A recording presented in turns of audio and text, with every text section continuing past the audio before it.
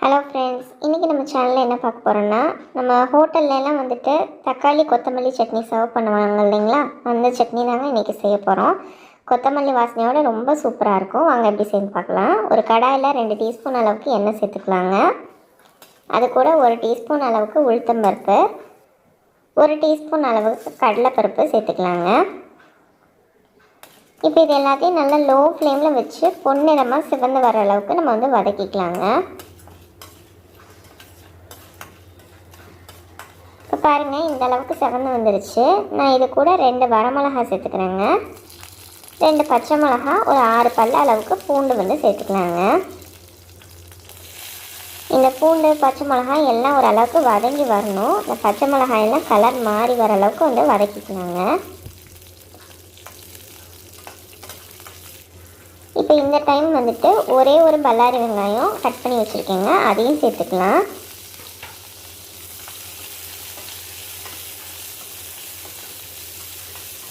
இப்போ பாருங்கள், இந்த பல்லாரி வெங்காயம் வந்துட்டு கண்ணாடி பதம் வந்துடுச்சு. இந்த அளவுக்கு வதக்கினா போதும்.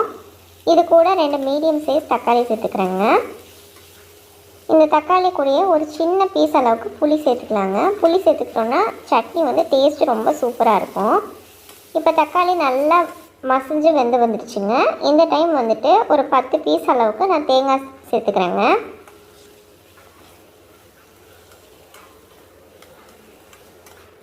இப்போ எல்லாமே நல்லா ஓரளவுக்கு வதங்கி வந்துருச்சுங்க. இப்போ ஒரு கட்டு அளவுக்கு நான் கொத்தமல்லி தழை சேர்த்துக்கிறேங்க. இது கூடயே வந்துட்டு நான் ஒரு 10 இலை வந்துட்டு புதினா இலை சேர்த்துக்கிறேங்க. வாசனைக்காகவும் டேஸ்ட்டுக்காகவும், வாசனை ரொம்ப நல்லாயிருக்கும், அதுக்காக தாங்க. ரொம்ப அதிகமாக புதினா போட்டிங்கனாலும் இந்த கொத்தமல்லியை வந்து டாமினேட் பண்ணிடும். இப்போ நான் அடுப்பை ஆஃப் பண்ணிட்டேங்க. இப்போ இந்த சட்னிக்கு தேவையான அளவுக்கு வந்து உப்பு சேர்த்துக்கலாங்க. இந்த சூட்லேயே வந்து இந்த கொத்தமல்லி இலை வந்து நல்லா வதங்கி வந்துடுங்க.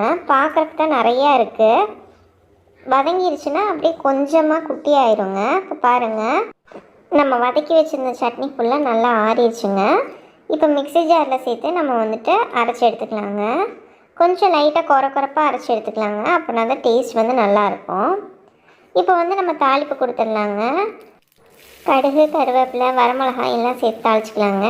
கட்டாயமாக கடைசியாக பெருங்காயம் சேர்த்து தாளித்தோம்னா தான் நல்ல வாசனையாக இருக்குங்க. கலந்துடலாங்க. இந்த சட்னி தோசை, இட்லி எல்லாத்துக்குமே ஒரு சூப்பரான காம்பினேஷனுங்க. குறிப்பாக இந்த ரோஸ்ட்டுக்கெலாம் வந்துட்டு இந்த மல்லி இலை வாசத்தோடு இந்த சட்னி தொட்டு சாப்பிடும்போது அவ்வளோ டேஸ்ட்டாக இருக்குங்க. ஸோ கண்டிப்பாக எல்லாம் மறக்காமல் ட்ரை பண்ணி பாருங்கள். ட்ரை பண்ணி பார்த்துட்டு எப்படி இருந்துச்சுன்னு நமக்கு மறக்காமல் கமெண்ட் பண்ணுங்கள் ஃப்ரெண்ட்ஸ். தேங்க்யூ.